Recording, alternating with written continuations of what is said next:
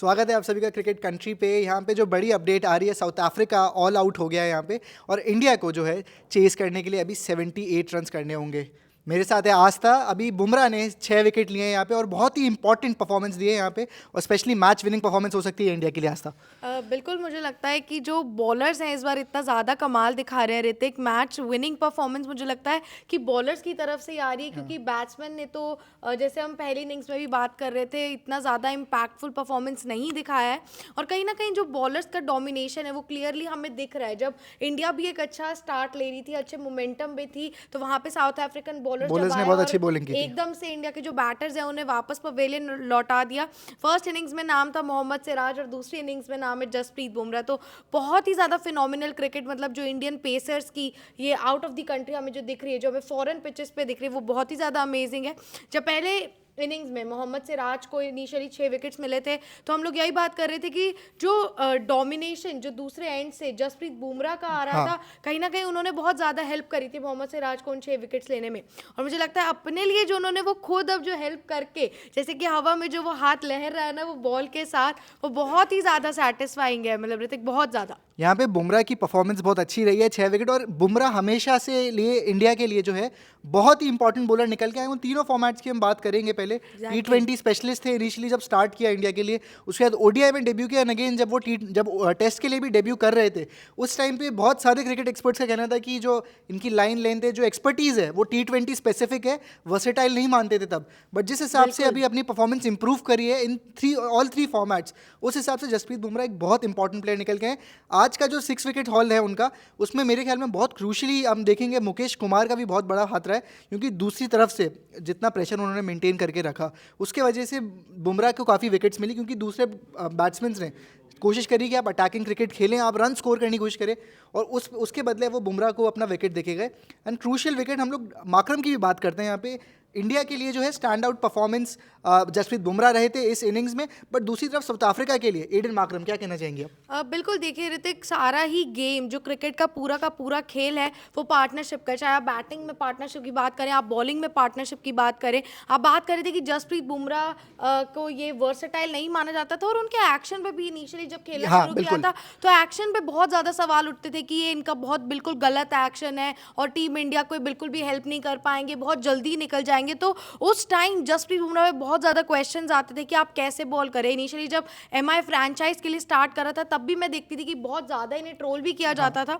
But कहीं ना कहीं वो जो उन सारे लोगों को गलत प्रूफ करके, जो अपने आप को, जो अपनी बेस्ट एबिलिटीज़ जो प्रूव कर रहे हैं, जो एसेट टीम इंडिया के लिए साबित हो रहे हैं, आई थिंक फिनोमिनल है। और आप एडन माकरम की बात कर रहे थे, जब सब बात कर रहे थे कि साउथ अफ्रीका का जो अप्रोच है, जो अटैकिंग अप्रोच है, वो कहीं ना कहीं उन्हें विकेट्स लूज करवा रहा था लूज विकेट, करवा रहा है वो विकेट्स उन्हें वहां पर। और ये बात कर रहे थे कि एडन माकरम मतलब टेस्ट के खिलाड़ी नहीं है, T20 और ओडीआई के खिलाड़ी, और उसी के हिसाब से उन्होंने जो आज ये गेम खेली, मुझे लगता है इसी वजह से जो साउथ अफ्रीका है वो गेम में मेंटेन कर पाई, सस्टेन कर पाई। और अगर मुझे नहीं लगता अगर माकरम ऐसी इनिंग्स ना खेलते और वो भी बाकी प्लेयर्स की तरह रुक के जाते, तो बिल्कुल बहुत दिक्कत हो सकती थी। इस टाइम पे ट्रेल से इंडिया जीत जाती। Exactly. और हम लोग बात कर रहे थे साउथ अफ्रीका की अटैकिंग क्रिकेट की।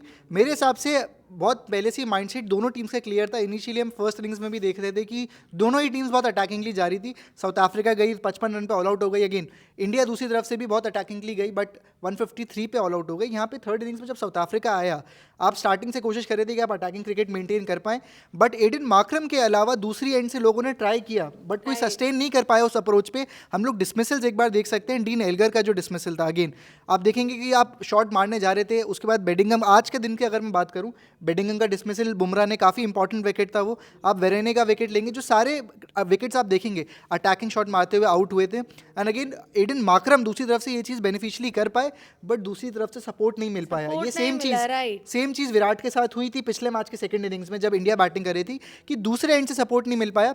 इस बार सेम एडन माकरम के साथ हुआ है। एंड इस टाइम पे 79 रन्स, अभी पूरा दिन ऑलमोस्ट बचा है, एक सेशन रफली हुआ है। आपको क्या लगता है कितने टाइम में ये चेज हो जाने चाहिए, इंडिया कितने विकेट्स खो सकता है? देखिए ऋतिक, मुझे लगता है कि जिस हिसाब की पिच है इंडिया के भी, एक दो विकेट्स तो मैं मान के चलती हूँ कि अगर एक विकेट तो मैं मान के चलती हूँ कि एक विकेट आएगा। मैं तो चाहती हूँ कि ना आए, यशस्वी और रोहित इस पूरे मैच को जिता दे। लेकिन मुझे लगता है कि अब टीम इंडिया को पता है कि छोटा स्कोर है, आपको पता है आपके पास टाइम बहुत है, बहुत सारी चीज़ें, लेकिन कहीं ना कहीं अब जो नेट रन रेट की बात आ जाएगी ना, वो WTC में ऑल्दो आप बहुत ज़्यादा नीचे गिर चुके हैं, अब आपको एक बाउंस बैक करना है। और बिल्कुल। अगर आप इनिशियली जो आपका नेट रन रेट होता है वो आपको बहुत ज़्यादा हेल्प करता है। हम हर फॉर्मेट में देखते हैं कि जो नेट रन रेट का रोल है वो कितना ज़्यादा इंपॉर्टेंट है। तो अब भी जब मुझे लगता है रोहित और यशस्वी आएंगे ना, तो वो टेस्ट वाला माइंडसेट नहीं रहेगा, वो जो माइंडसेट है ना वो कहीं ना कहीं T20 वाला माइंडसेट रहेगा कि आपको बहुत छोटे से टाइम में इतना टारगेट अचीव करना। और मुझे ऐसा लगता है कि 10 ओवर में 10 ओवर भी मुझे बहुत ज़्यादा लग रहे हैं बट 79 रन है। हाँ, मेरे हिसाब से अब 15 ओवर के आसपास इंडिया टाइम लेके चलेगा। इनिशियली हम लोग अभी रोहित की अप्रोच को लेके 15 बोल रहे हैं, इट कुड बी मोर और लेस, बट हमारा ये मानना है आई फील कि रोहित के अप्रोच की वजह से ही तो कब होंगे, क्योंकि पिछले इनिंग्स में भी जब आप बात कर रहे थे कि रोहित का जो है वो पूरा Attacking approach है। चेंज हो चुका है, डिफेंसिव से अटैक में आ चुके हैं, तो मुझे लगता है कहीं ना कहीं अब यशस्वी से भी कहेंगे कि आप जाइए और आप लंबे यशस्वी शॉट का भी खेलिए। सिमिलर माइंडसेट रहा है वैसे, जब से टेस्ट क्रिकेट स्टार्ट किया है। आई थिंक अभी 79 रन चाहिए, 8 का run rate initially starting 10 over में पॉसिबल है ऐसी नहीं, कंडीशंस में? 8 का तो मुझे नहीं लगता, तभी मैंने कहा कि 10 ओवर्स में फिर 10 कैसे ओवर- होगा? नहीं, 10 ओवर में नहीं होगा, 10 से 15 ओवर में 10 से मान के 15 चलती ओवर हो हूँ सकते हैं, हाँ। कि इतने में हो जाएगा। और इतना मुझे ऐसा लगता है कि पर ओवर जो है ना, जो वो नेट रन रेट जैसे टेस्ट में हम देखते हैं इनिशियली 10 ओवर में इतनी ज़्यादा कोई नहीं आता है जो रन रेट होता है, रन रेट का लेकिन फर्क अब रहता है। जो है मुझे लगता है कि हाँ 4 से 5 रन हर ओवर में वो लेके जा सकते हैं इनिशियली। इनिशियली मुझे भी लगता है कि टारगेट यही रहना चाहिए कि आप 4 रन एटलीस्ट आप कोशिश करेंगे। अगेन टाइम का कोई प्रॉब्लम नहीं है यहाँ पे। अगेन जिस हिसाब से रोहित शर्मा की अप्रोच भी रही है, अगर वो उसी तरीके में खेलेंगे तो 4 रन पर ओवर बहुत आराम से आ जाएगा। दूसरी तरफ से यशस्वी जायसवाल की हम बात करें, ये सीरीज़ ज़्यादा अच्छी गई नहीं, स्पेशली अगर हम टेस्ट सीरीज़ की बात करें।